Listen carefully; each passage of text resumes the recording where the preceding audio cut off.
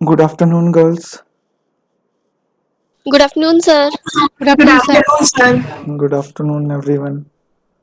हाँ जी, हम अपना शुरू करने वाले हैं आज आपका। थोड़ा बहुत पढ़ा है आपने मैनेजमेंट के बारे में?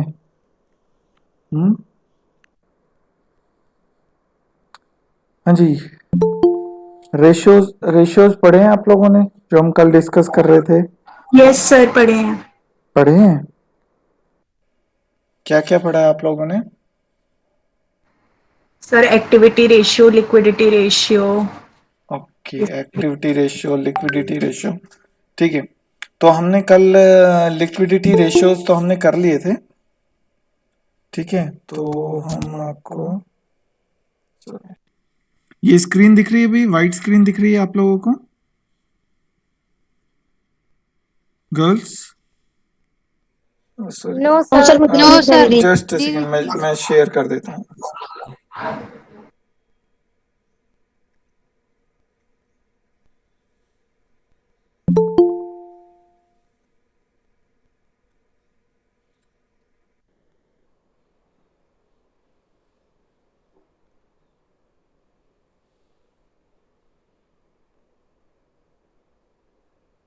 यस सर, अब दिख रहा।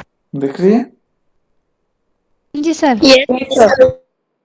ओके। कुछ स्टूडेंट्स लेट आते हैं ना, वो अब दिक्कत करेंगे यहाँ पे हमारे।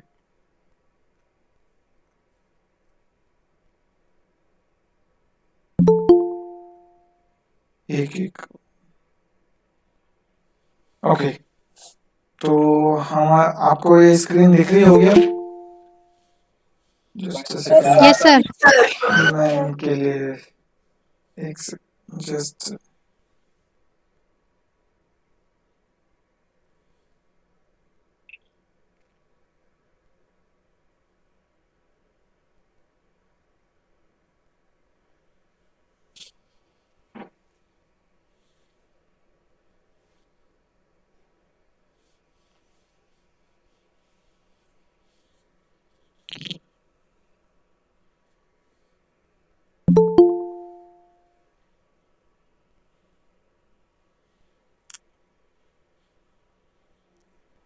so that they don't disturb.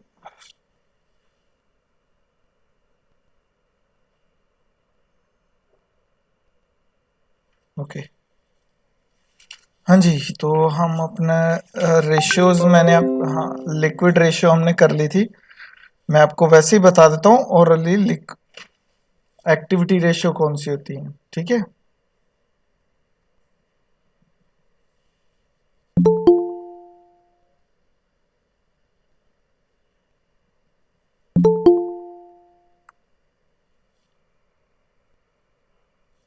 दिख रही है ना ये screen girls? Yes yes sir. Sir. Yes sir, दिख रही है। ओके, एक्टिविटी रेशियो सबसे पहली वाली क्या है हमारी? Working capital.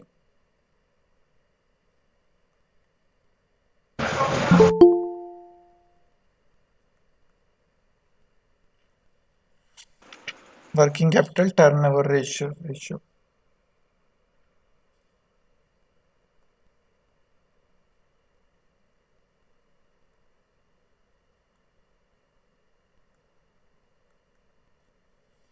हाँ जी, इसका फॉर्मूला क्या होता है आपका? कॉस्ट ऑफ गुड्स सोल्ड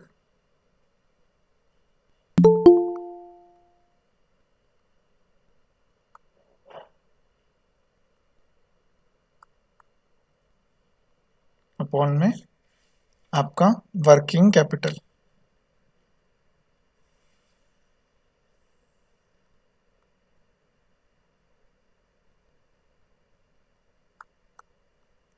ये थोड़ा स्लो चल रहा है क्योंकि मुझे आदत नहीं है अभी टैबलेट पे ज़्यादा लिखने की। दिख रहा है ना गर्ल्स ये आपको? Yes, sir. सर। ओके, चलिए, अच्छी बात। सेकंड है आपका स्टॉक टर्नओवर रेशियो।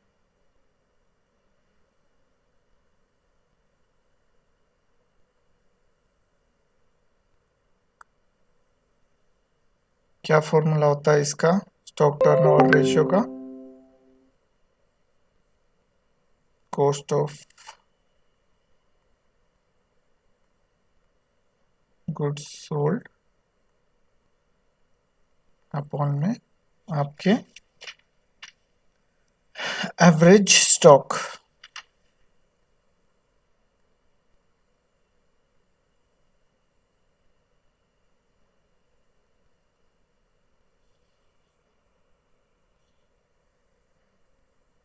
नेक्स्ट आता है आपका, थर्ड आता है आपका debtors turnover ratio.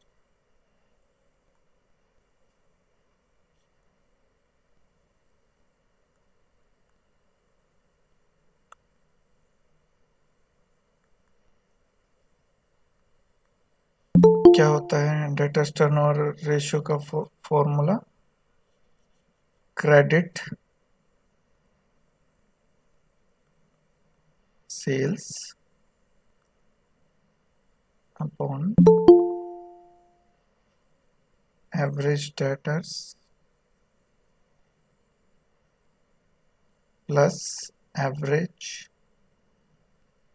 Bills receive.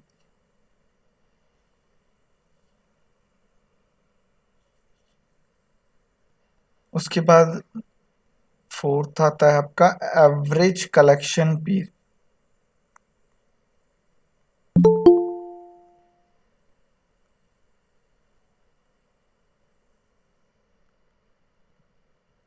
कई जगह ये आपका होल्डिंग पीरियड भी लिखा होता है, वो शायद दूसरे उसमें फॉर्मूला में है। तो यहाँ पे एवरेज कलेक्शन पीरियड क्या हो जाएगा, देखिए, average debtors plus average bills receivable upon में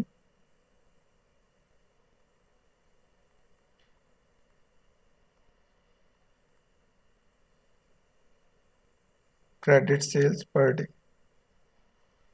ठीक है, इसको आपको एक और तरीके से लिख सकते हो, है फॉर्मूला सेम। कैसे, देखो, अब यहाँ पे ये क्या है आपका, क्रेडिट सेल्स जो है, क्रेडिट सेल्स अपॉन में एवरेज डेटर्स प्लस में एवरेज बीआर। अभी हमने किया, क्या होता है, डेटर्स टर्नओवर रेशियो होता है। गर्ल्स, आवाज आ रही है? Yes sir. Yes sir. हाँ जी, तो अभी हमने किया, जस्ट सेकंड, ये आपका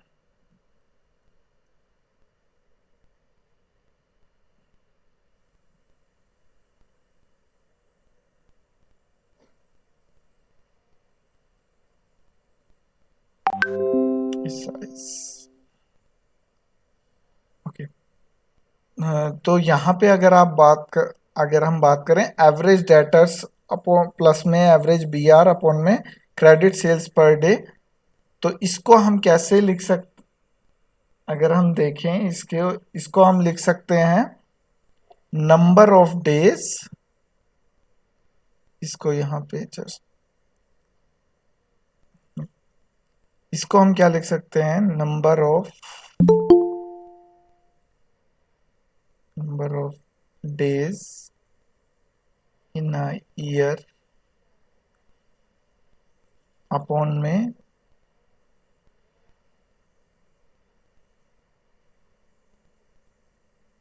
डेटर्स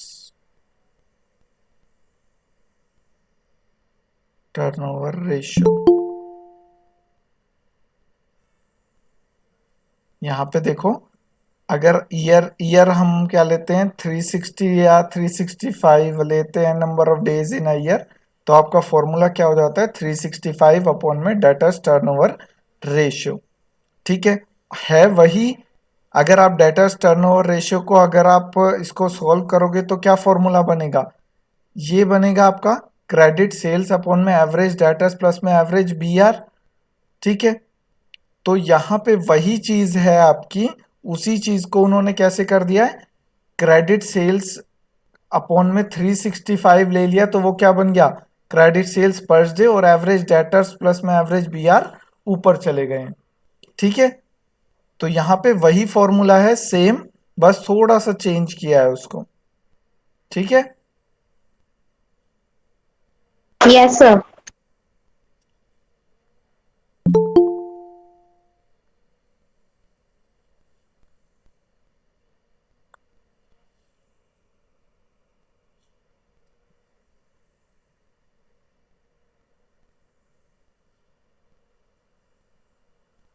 ओके नेक्स्ट अब फिफ्थ रेशियो क्या आ जाएगा आपका यहाँ पे,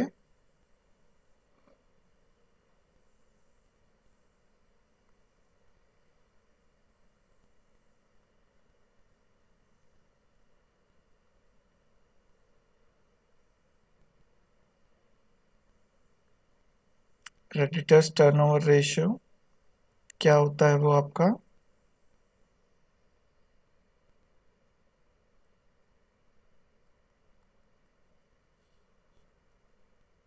क्रेडिट परचेज अपॉन में एवरेज क्रेडिटर्स प्लस में एवरेज बिल्स पेएबल। ओके, ऐसे ही सिक्स्थ आपका क्या आ जाएगा,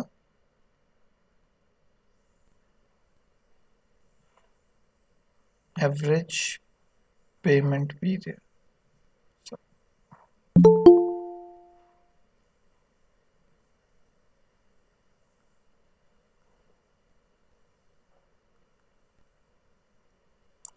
एवरेज पेमेंट पीरियड का फॉर्मूला सेम वही होगा जैसे हमारा वो था,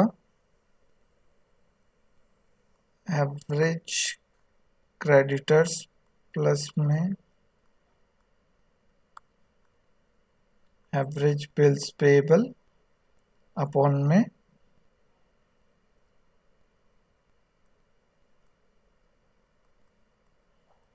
क्रेडिट परचेज पर डे। इसको भी सिमिलरली वैसे ही लिख सकते हैं हम जैसे हम एवरेज कलेक्शन पीरियड को लिखते थे। इसका भी एक और फॉर्मूला हो सकता है, इसको भी हम ऐसे लिख सकते हैं, number of days in a year.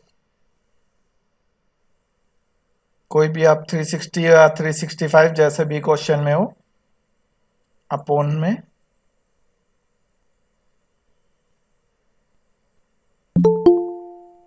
Creditors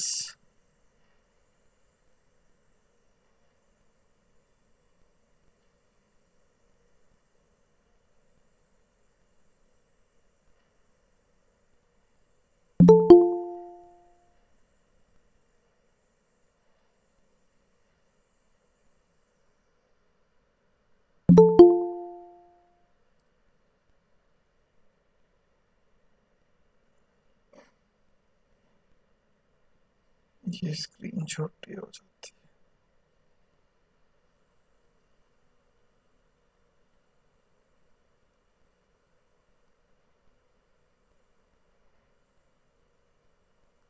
इनको आप क्या बोल सकते हो शॉर्ट में,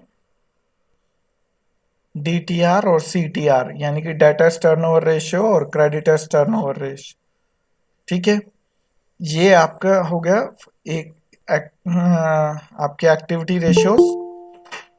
उसके बाद आपके आते हैं मेथड्स के भी। हम वर्किंग कैपिटल रिक्वायरमेंट अगर हमें निकालनी हो तो उसके लिए क्या मेथड्स हैं, तो हमारे पास कुछ मेथड हैं कंप्यूटेशन ऑफ वर्किंग कैपिटल के। जैसे फर्स्ट है आपका ऑपरेटिंग साइकिल मेथड, सेकंड है आपका forecasting of current assets and current liabilities method, cash forecasting method, percentage of sales method, projected balance sheet method. ठीक है, ये सारे हमारे मेथड्स हैं सबसे पहले हम करेंगे आपका ऑपरेटिंग साइकिल मेथड कि हमने फैक्टर्स अफेक्टिंग वर्किंग कैपिटल में भी पढ़ा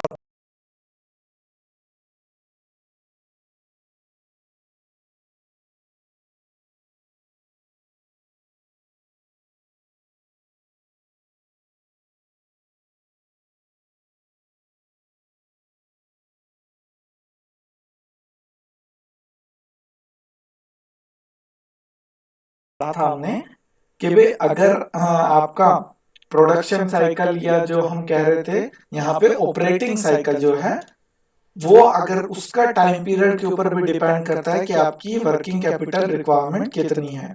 ठीक है, अगर आपकी वर्किंग प्रोडक्शन साइकिल या ऑपरेटिंग साइकिल अगर आपकी लंबी है, यानी कि आपको रॉ मटेरियल लेके उसको वर्क इन प्रोग्रेस में ले जाके उसको फिनिश्ड गुड्स में कन्वर्ट करने के बाद उसको बेचने के बाद डेटर से पैसे मिलने में जितना लंबा समय लगेगा उतनी ही ज्यादा आपको किसकी जरूरत होगी, आपकी वर्किंग कैपिटल की रिक्वायरमेंट उतनी ही ज्यादा होगी।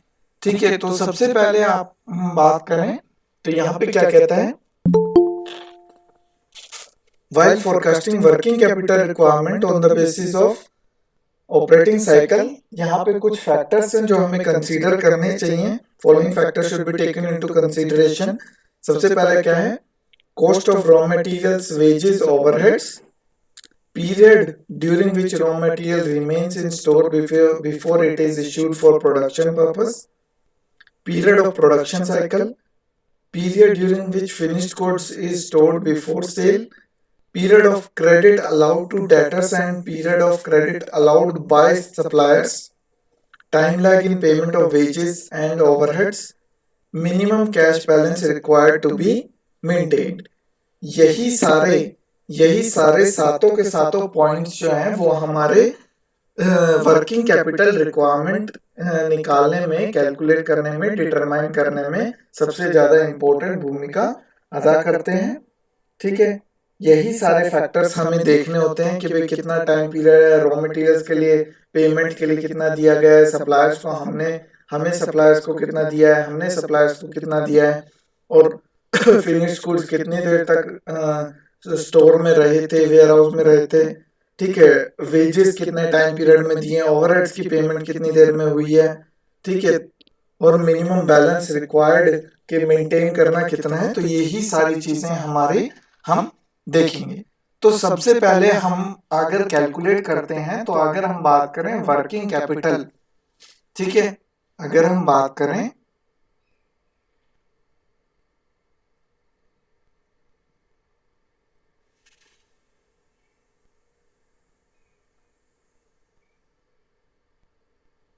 वर्किंग कैपिटल का आपका फॉर्मूला क्या होता है, ये दिखाई दे रहा है सबको?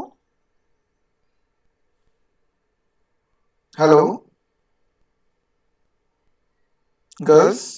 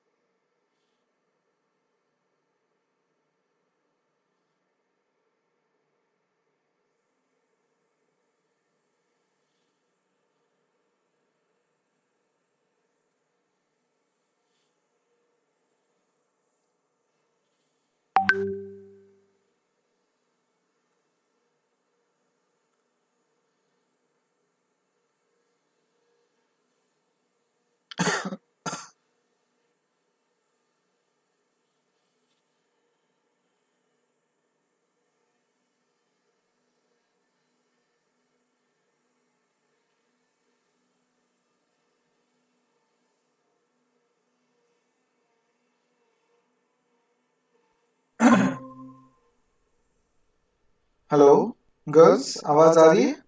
Yes sir, yes sir. Yes, sir. Yes, sir, अब आई है।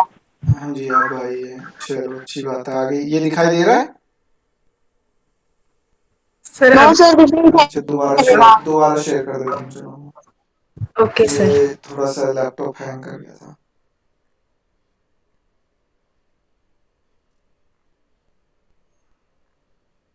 आप दिखाई दे रहे गर्ल्स ये?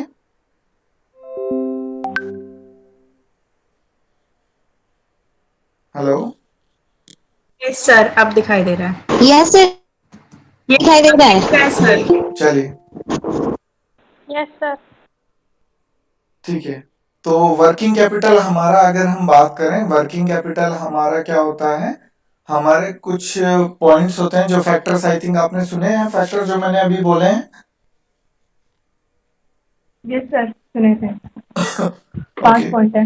हाँ जी, सात जो 5 से 7 पॉइंट है आपके, जिसके अंदर आपका रॉ मटेरियल्स की कॉस्ट कितनी है, आपके आपने सप्लायर्स ने आपको कितना टाइम दिया, आपने डेटर्स को कितना टाइम दिया है पेमेंट के लिए, और वेजेस की टाइम और ओवरहेड्स का कितने में पीरियड में आप पेमेंट कर रहे हो, और मिनिमम कैश बैलेंस रिक्वायर्ड आपको कितना है, और आपका ओवरहेड की पेमेंट जो है वो कितने टाइम में कर रहे हो, आपकी प्रोडक्शन साइकिल कितनी बड़ी है। तो वो सारे पॉइंट्स आपके इम्पोर्टेंट है। ठीक है, उसके बाद अगर हम यहाँ पे बात करें नेक्स्ट, वर्किंग कैपिटल का फॉर्मूला क्या होता है, जो हम अभी तक आप लोगों ने पढ़ा है। वर्किंग कैपिटल क्या होता है आपका? Current assets minus Current current assets minus current liabilities. liability. Current assets minus Current liability. Current liability. Sorry, थोड़ा सा इस पे टैबलेट पे स्लो हूँ और राइटिंग भी अच्छी नहीं आ रही होगी। ठीक है, समझ में आ रहा है ये? Yes sir. Yes Yes sir. Sir. बस थोड़ा बहुत समझ नोट में कर रहे हैं आना, ना अपनी कॉपी में। समझ में आना चाहिए। आपकी आपकी ये सहूलियत के लिए ये जो लेक्चर अभी हम ले रहे हैं ये कंटिन्यूसली रिकॉर्ड हो रहा है। ठीक है, तो आपके ये यूट्यूब लिंक के जरिए आप तक पहुंच जाएगा। ठीक है, तो अगर आप नोट करना चाहते हो तो नोट कर लो, वरना आपके पास में ये यूट्यूब लिंक के जरिए आपके पास पहुंच जाएगा। ठीक है, ओके सर। हाँ जी। Okay sir. तो सबसे पहला आप करंट असेट्स में आपका हम बात करते हैं, सबसे पहले क्या है, stock of raw materials. Working capitals यहाँ पे क्या है, statement of showing working capital requirement.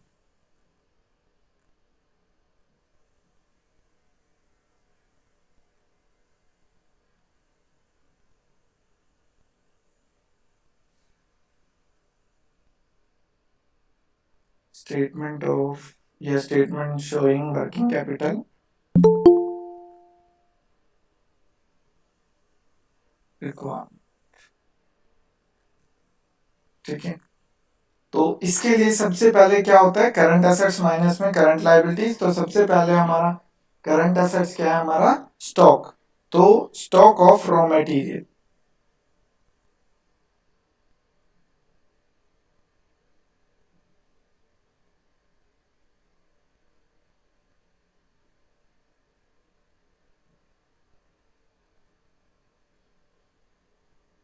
सबसे पहला क्या है, स्टॉक ऑफ रॉ मटेरियल। उसको हम कैसे कैलकुलेट करते हैं, yearly consumption of, cost of yearly consumption of raw material, cost of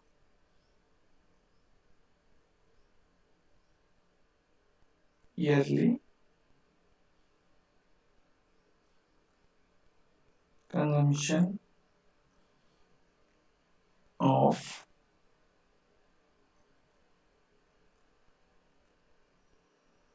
raw material into into में आपका average average holding inventory holding period, वो आपको क्वेश्चन में गिवन होगा। ठीक है, इन्वेंट्री या स्टॉक जो one and the same thing.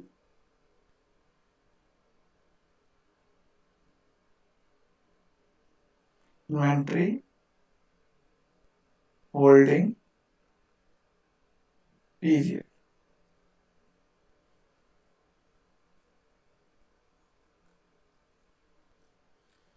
Upon में,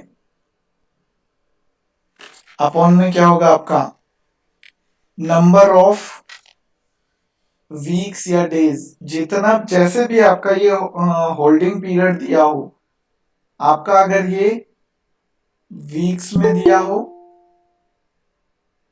या मंथ्स में दिया हो, अगर ये आपका वीक्स में दिया हो तो अपॉन में आप क्या लिखोगे, 52 वीक्स, और अगर ये मंथ्स में दिया हो 12 मंथ्स अपॉन में। ठीक है, ये आपका एवरेज इन्वेंट्री होल्डिंग पीरियड के हिसाब से ही होगा। अगर आपका एवरेज इन्वेंट्री होल्डिंग पीरियड दिया हुआ है वीक्स में कि भाई दो हफ्ते का टाइम है होल्डिंग करने का इन्वेंट्री को, तो आप क्या अपॉन में करोगे, 52 वीक्स से डिवाइड करोगे। अगर आपका इन्वेंट्री होल्डिंग पीरियड दिया हुआ है मान लीजिए 4 मंथ्स, तो आप 12 मंथ से डिवाइड करोगे। ठीक है, तो ये चीज आपने ध्यान रखनी है। तो सबसे पहला फॉर्मूला क्या है, stock of raw material.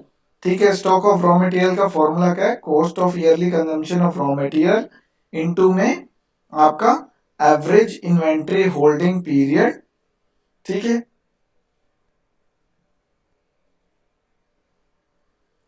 Average inventory holding period upon में 52 वीक्स या 12 मंथ, जो भी आपका जैसे भी आपका हो। ठीक है, उसके बाद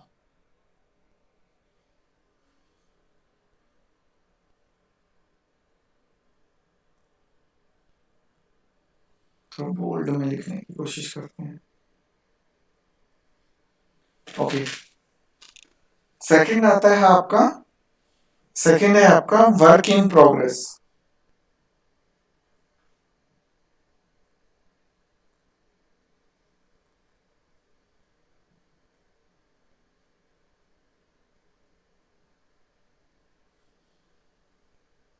दिख रहा है ये सभी को?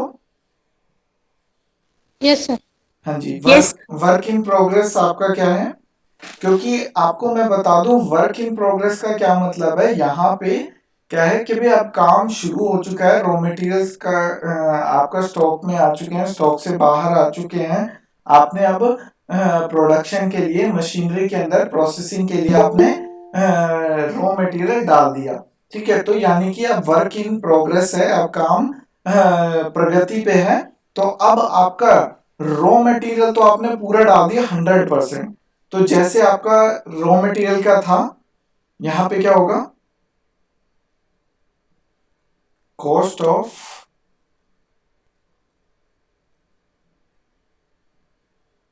ईयरली कंजम्पशन को आप कौन से लिख रहा हूं मैं,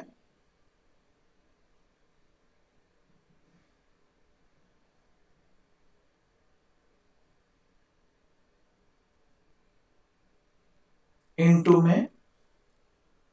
अब यहां पे क्या आ जाएगा, एवरेज इन्वेंट्री होल्डिंग पीरियड नहीं आएगा, अब यहां पे क्या आएगा, average average time span of work in progress, यानी कि जितना टाइम पीरियड आपका वर्क इन प्रोग्रेस में लगा। ठीक है, तो यहां पे क्या आ जाएगा,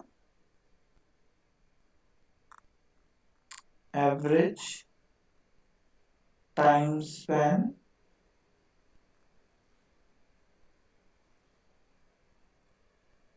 इन वर्क इन प्रोग्रेस।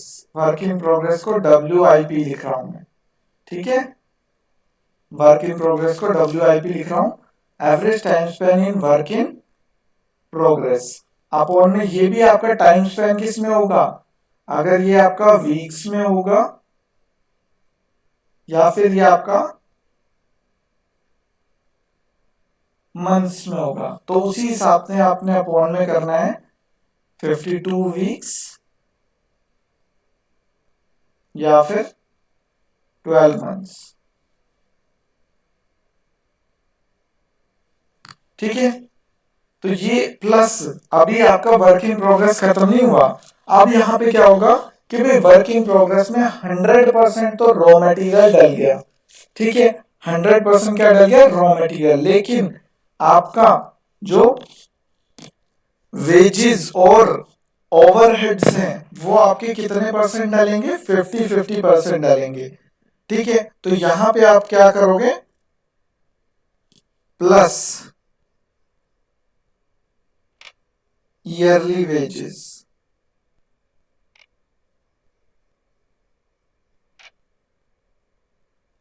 इनटू में 50%, या सीधा आप हाफ भी कर सकते हो, ठीक है ना, अगर आपको ज्यादा कैलकुलेशन नहीं करनी। यहाँ पे सेम वही एवरेज टाइम स्पैन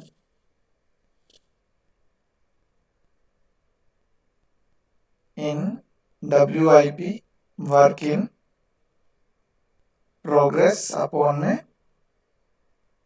52 वीक्स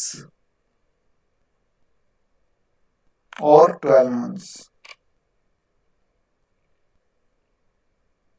ठीक है। उसके बाद प्लस, फिर प्लस प्लस, अब यहां पे क्या है, ईयरली ओवरहेड्स। ईयरली ओवरहेड्स में क्या आ जाएंगे, मैन्युफैक्चरिंग एंड एडमिनिस्ट्रेटिव ओवरहेड्स, ठीक है। ईयरली ओवरहेड्स लिख रहा हूं इसके अंदर आपका, ईयरली ओवरहेड्स में आपके आ जाएंगे मैन्युफैक्चरिंग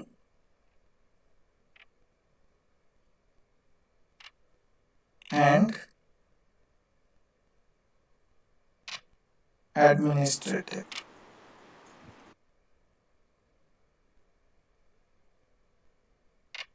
ठीक है। ईयरली ओवरहेड्स इनटू में फिर वही 50%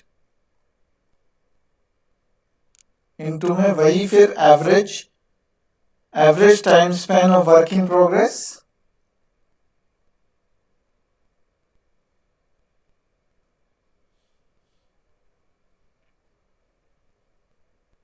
ऑफ WIP अपॉन में 52 या फिर 12 मंथ्स, ठीक है। ये हो गया आपका वर्क इन प्रोग्रेस। उसके बाद क्या आता है आपका स्टॉक ऑफ फिनिश्ड गुड्स। ये अभी हमारे क्या चल रहे हैं, अभी हमारे करंट एसेट्स चल रहे हैं, ठीक है। ये अभी हमारे क्या चल रहे हैं, करंट एसेट्स चल रहे हैं। अब थर्ड क्या आता है हमारा,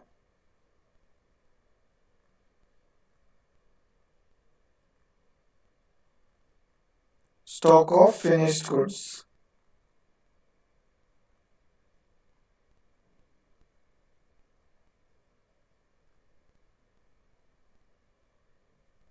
स्टॉक ऑफ फिनिश्ड गुड्स में क्या कहता है आपका, कॉस्ट ऑफ गुड्स प्रोड्यूस्ड। तो यहां पे वही आपका कॉस्ट ऑफ गुड्स प्रोड्यूस्ड कितना है, इसका फॉर्मूला क्या है, कॉस्ट ऑफ गुड्स प्रोड्यूस्ड, जो आप कैसे निकालोगे, yearly cost of raw material plus में wages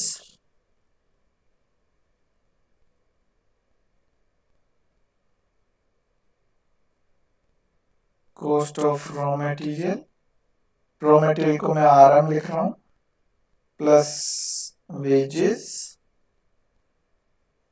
plus manufacturing and administrative overheads,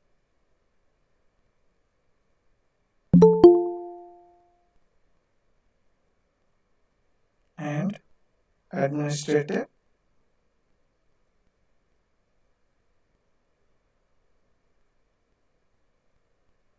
overheads, ठीक है। कॉस्ट ऑफ गुड्स प्रोड्यूस कितना हो गया, उसके बाद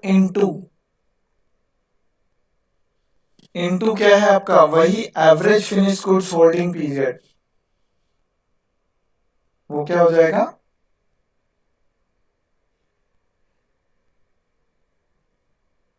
एवरेज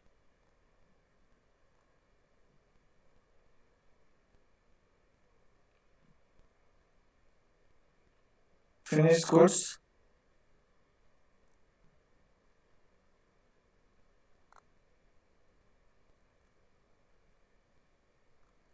होल्डिंग पीरियड।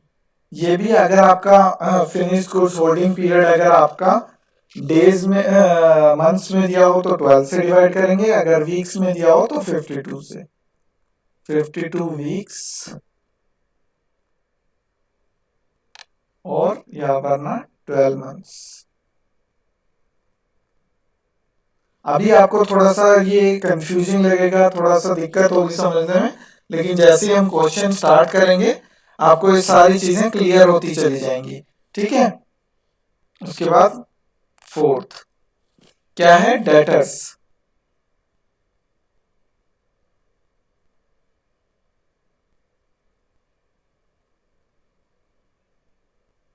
ये भी आपके क्या होते हैं, डेटर्स भी क्या होते हैं, आपके करंट एसेट्स होते हैं।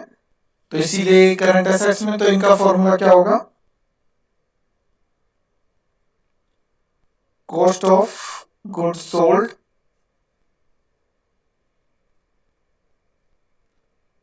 और अगर आपके क्वेश्चन में कॉस्ट ऑफ गुड्स सोल्ड ना दिया हो तो आप कॉस्ट ऑफ सेल्स भी ले सकते हो। इसके लिए आप क्या ले सकते हो, कॉस्ट ऑफ सेल्स।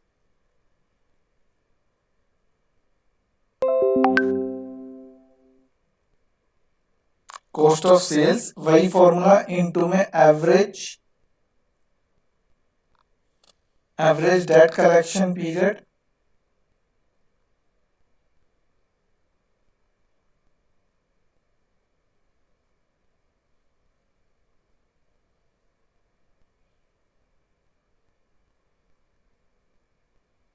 अपॉन में नंबर ऑफ वीक्स अगर दिए हुए हैं तो 52 वीक्स से डिवाइड करो,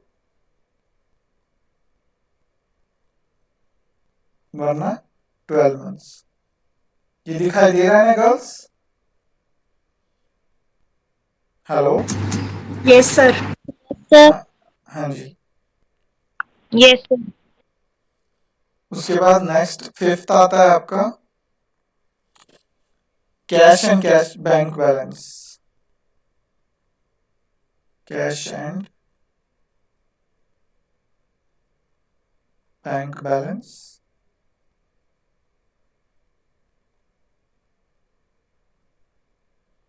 यहां पे क्या है आपका minimum cash balance.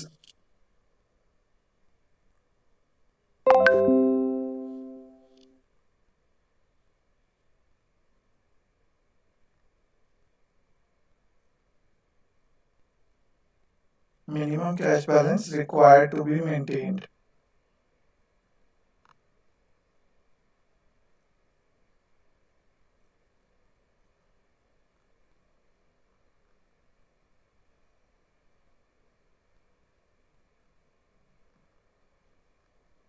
Required to be maintained.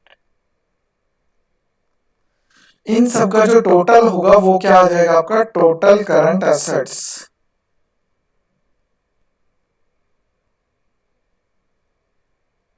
Total current assets. ठीक है।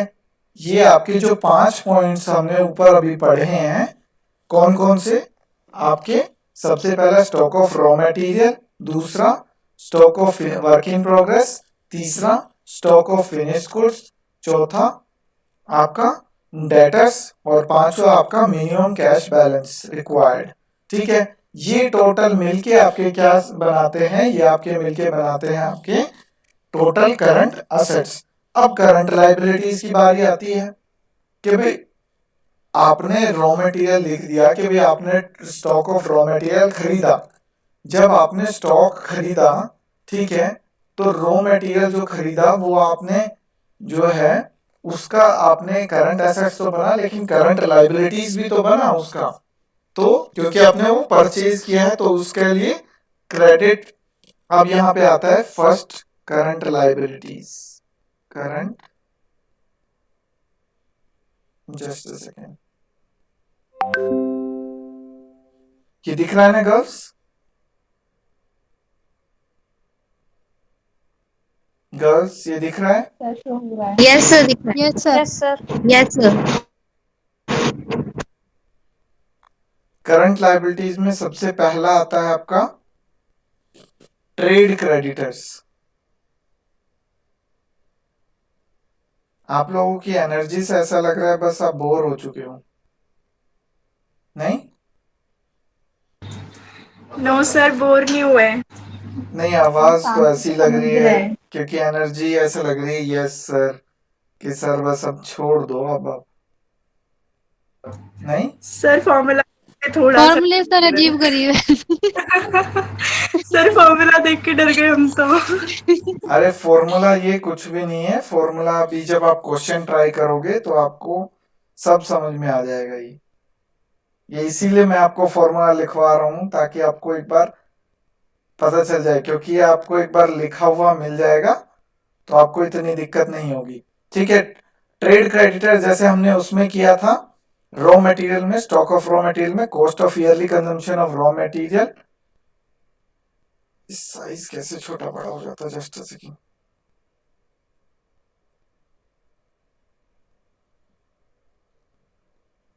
इतनी देर लिखने के बाद भी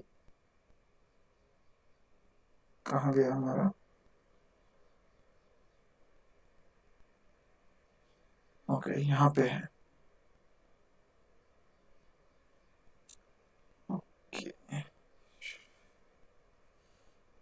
ओके, ट्रेड क्रेडिटर्स थोड़ा सा कुछ छोटा हो जाए।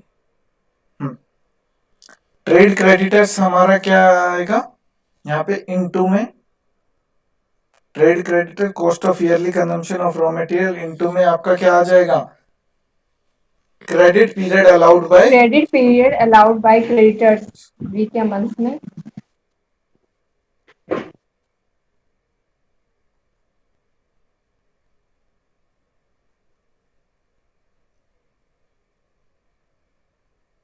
ये लैपटॉप हैंग कर गया क्या? ओके,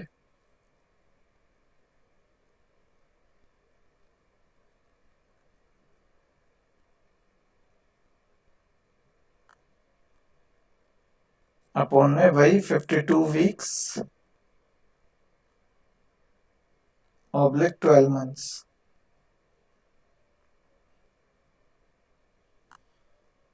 ठीक है, उसके बाद सेकंड क्या आता है? अब दूसरा हमारे करंट लायबिलिटी क्या हो सकती है? वेजेस। वेजेस वेजेस भी yearly wages,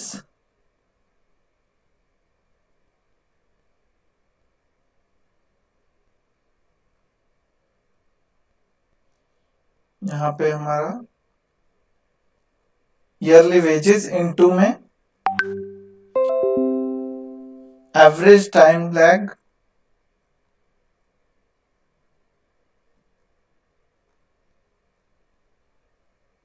in payment of wages.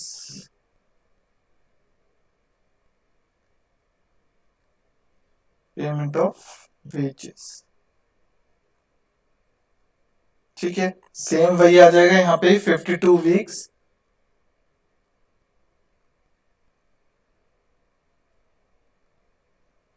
Upon में 12 मंथ्स।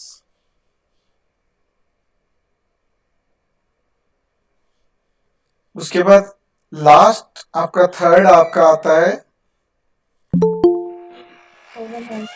ओवरहेड्स। इसके अंदर वेजेस के अंदर आपका ये है कि अगर आपका वेजेस जो है, वेजेस अगर मंथ के एंड में दी जा रही है, अगर आपकी वेजेस जो है महीने के आखिरी दिन अगर वेजेस दी जा रही हैं, तो उसमें फिर आपका जो एवरेज टाइम लैग पीरियड होगा वो आपका क्या बन जाएगा? 15 डेज का हो जाएगा, यानी कि हाफ मंथ का हो जाएगा। ठीक है, अगर आपका वो क्या कह रहा है क्वेश्चन में, आप जब क्वेश्चन करोगे तो और क्लियर हो जाएगा कि भाई वो कहता है कि भाई आपका महीने के अंत में आपका क्या दिया जाता है? वेजेस दिया जाता है, तो उसके बेसिस पे आपका जो एवरेज टाइम लैग रहेगा वो 15 डेज का, यानी कि हाफ मंथ का हो जाएगा। ठीक है, अब बात करते हैं हमारे overheads. Yearly overheads excluding depreciation.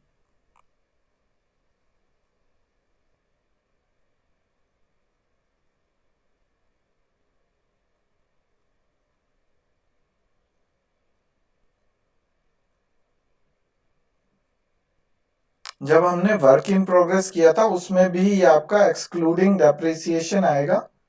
ठीक है, ओवरहेड्स जो है हमारे एक्सक्लूडिंग डेप्रिसिएशन आएंगे। इनटू में, यहां पे हमारा क्या हो जाएगा, average time lag in payment of overheads.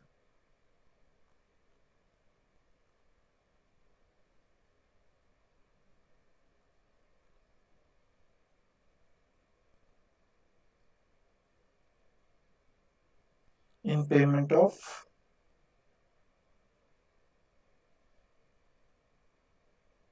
overheads 52 weeks upon में 12 months। ठीक है, अब ये यहाँ पे ये 3 हो गए। अब यहाँ पे क्या आ जाता है आपके, ये हो गए टोटल करंट लाइबिलिटीज। ये क्या हो गई आपकी टोटल करंट लाइबिलिटीज।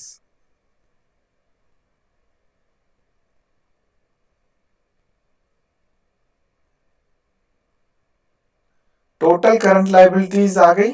और ऊपर हमने क्या किया था, हमारे क्या थे, टोटल करंट एसेट्स।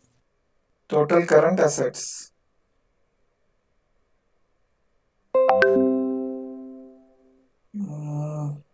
इतनी देर में हमने इतना थोड़ा सा ही किया है। जस्ट सेकंड, इसको बड़ा कर, जितना जूम करके छोटा करोगे वो छोटा ही हो जाएगा ना। ओके। तो अब वर्किंग कैपिटल हमारा फॉर्मूला क्या था भाई, current assets minus current liability. Working capital हमारा रिक्वायरमेंट क्या था,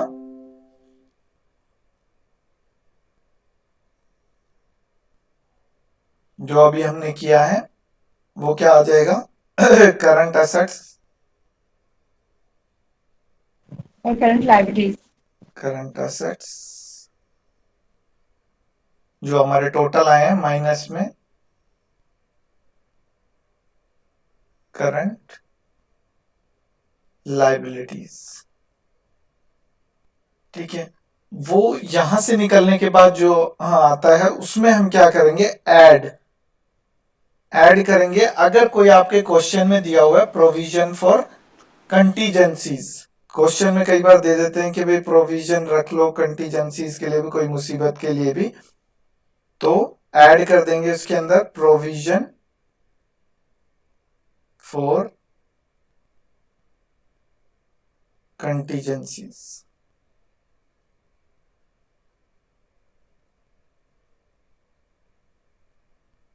प्रोविजन फॉर कंटीजेंसीज यानी कि कोई अनसीन सरकमस्टांसेस ऐसे आ जाते हैं, कोई एकदम से आग लग जाती है, कोई ऐसा नुकसान हो जाता है।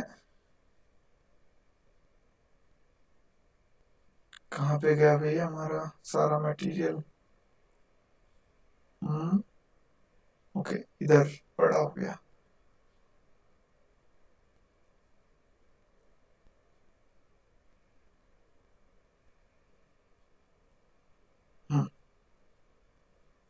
कभी बड़ा हो जाता है कभी छोटा हो जाता है।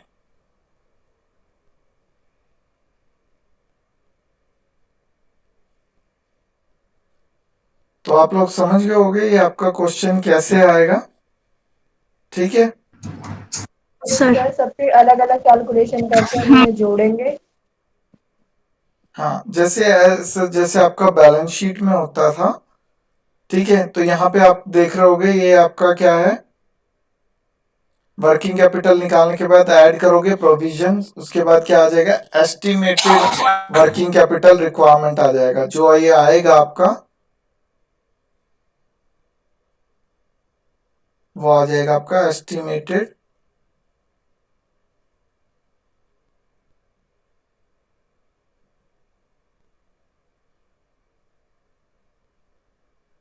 वर्किंग कैपिटल रिक्वायरमेंट या रिक्वायर्ड, जैसा भी आप लिखना चाहते हैं। यहां पे इस स्टेप पे आपका क्वेश्चन ये खत्म होता है। ठीक है, यहां से अब आप देखो हमने सबसे पहले क्या किया था, ऊपर से नीचे की तरफ आते हैं हम।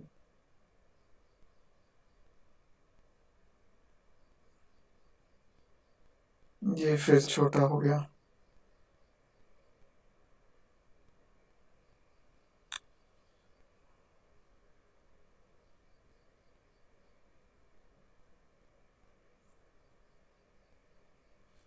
ओके, तो ये आपको समझ में तो आ ही गया होगा कैसे करना है ये।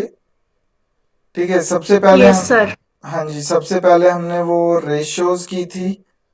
हाँ जी, यहाँ पे ये दिख रहा है अब थोड़ा बहुत आपको। Yes sir. Yes sir. सबसे पहले हमने एक्टिविटी रेशियोज की थी, उसके बाद हमने आपका ये शुरू किया था, आपका एक्टिविटीज रेशियो के बाद वर्किंग कैपिटल का, जो वर्किंग कैपिटल रिक्वायरमेंट है उसका statement of working capital requirement बनाना शुरू किया था। तो सबसे पहले हमारा क्या था, स्टॉक ऑफ रॉ मटेरियल। उसका फॉर्मूला क्या था, cost of yearly consumption of raw material into में एवरेज इन्वेंट्री होल्डिंग पीरियड, जो कि वीक्स या मंथ्स में हो सकता है, तो उसको डिवाइड करेंगे 52 वीक्स या 12 मंथ से। उसके बाद आपका सेकंड आता है आपका work in progress. Work in progress का फॉर्मूला क्या है, cost of yearly consumption of raw material into में average time lag in work in progress upon में 52 वीक्स या 12 मंथ्स। उसके बाद प्लस ईयरली वेजेस का 50% average time span in work in progress upon 52 weeks या 12 months, plus yearly overheads manufacturing and administrative, यहाँ पे excluding वो भी लिख लो।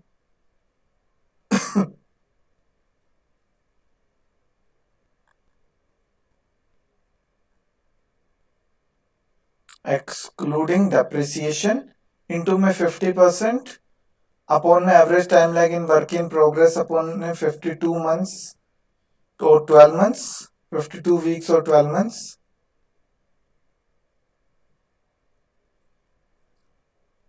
फिर छोटा हो गया ये, जस्ट अ सेकेंड। इसका इलाज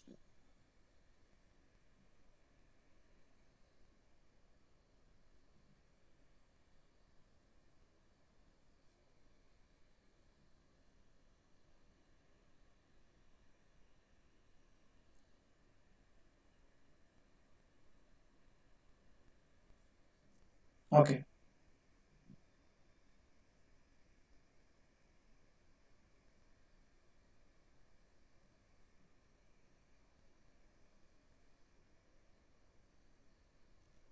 तो ये आपको समझ में आ ही गया होगा कि क्या है ये हमारा। ठीक है, तो यहाँ पे आपको दिख ही रहा होगा वर्क इन प्रोग्रेस के बाद हमारा क्या था, stock of finished goods. Stock of finished goods के बाद हमारा था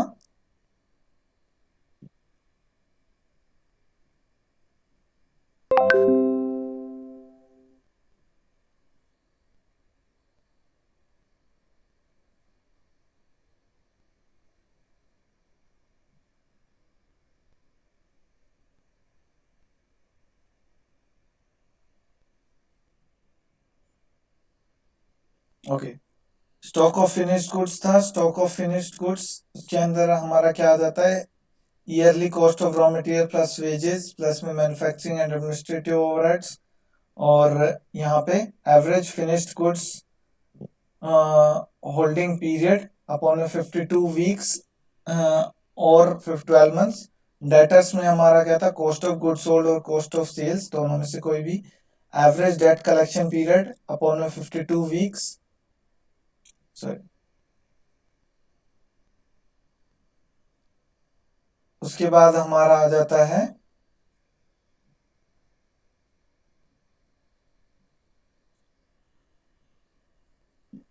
मिनिमम कैश बैलेंस रिक्वायर्ड, और इसके बाद ये टोटल करंट एसेट्स हो जाते हैं। उसके बाद करंट लाइबिलिटीज आ जाती हैं, trade creditors, cost of yearly consumption. ये हमारा शायद इसके अंदर कुछ और मर्ज हो गया होगा, मतलब मुझे लग रहा है। ठीक है, तो आइए आपको समझ में आ ही गया होगा, मैं बार बार इसको करने में टाइम वेस्ट हो जाएगा। तो ये आपको रिकॉर्डेड मिल जाएगा। ठीक है, तो आज का लेक्चर यहीं खत्म होता है। शिवांगी अटेंडेंस ले लो स्टूडेंट्स की। Okay sir. हाँ जी। 1:10. और किसी 1:10. को कुछ पूछना है गर्ल्स? हाँ जी गर्ल्स, किसी को कुछ पूछना है? 11 to 20.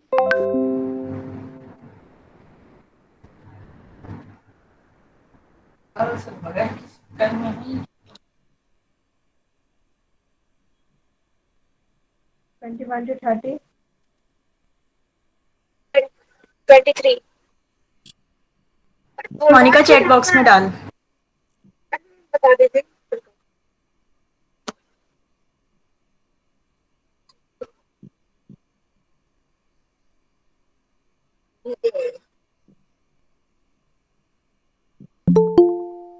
Thirty-one to 40.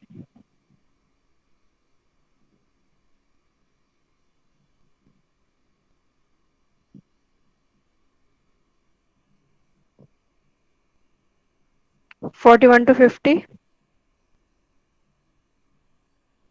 भैया आप लोग अपनी अटेंडेंस लगाइए, जो भी अटेंडेंस डाल रहे हैं.